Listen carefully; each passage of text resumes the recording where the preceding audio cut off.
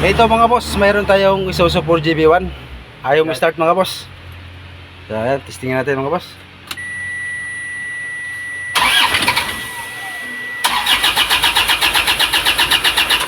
Ayaw mga boss. Check natin yung linya ng shut-off valve mga boss.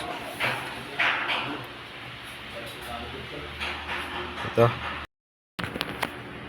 mga boss, check natin yung linya ng shut-off valve kung may kuryente. Pag umilaw yung test light ko, ibig sabihin mayroon siyang ignition. Mayroon mga boss, oh, umilaw. So may ignition mga boss. Aputang shut-off valve. Direkta natin yung shut-off valve mga boss.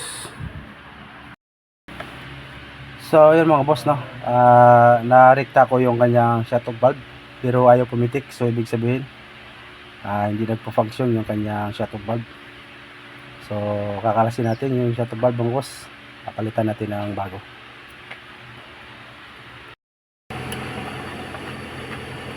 So ito yung kanyang shut-off valve mga boss.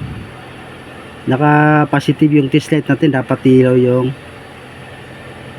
test light natin ganyan mga boss, kapag sinundutan natin yung shut-off valve. So walang ilaw mga boss, nakasundot yung test light natin doon sa shut-off valve sa kanyang bolt na 8mm. Ayan, wala, dapat tumilaw yung ating test light nan. So ibig sabihin walang continuity yung ating shut-off valve. So sa madalit salita mga boss, sira yung ating shut-off valve mga boss. I-testing ko rin yan mamaya mga boss kung paano irekta yung shut-off valve, tapos yung kanyang bago. So kakalasin natin yung shut-off valve mga boss.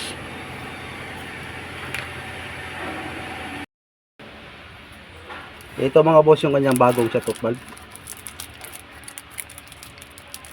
I-testingan natin mga boss para makita nyo kung paano ang ano ito. Spring.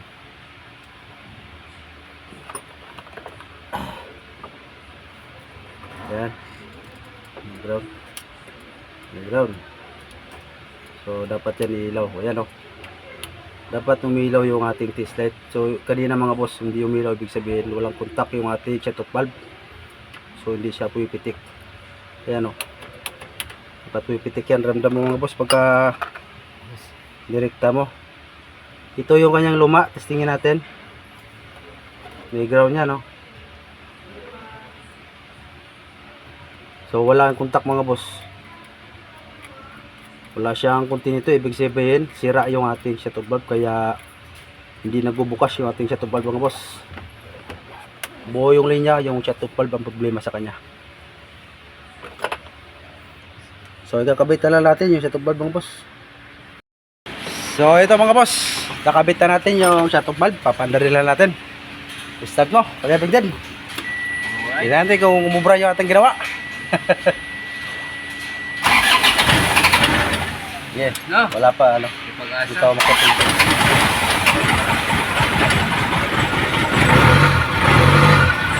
Right. Suwabe na natin. Ginawa na shut-off valve mga boss. Shut-off valve yung problema sa kanya. Isuzu 4GB1.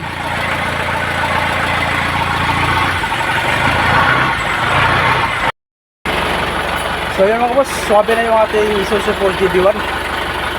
Tinulak na pala ito mga boss. Dito lang sa kabilang shop.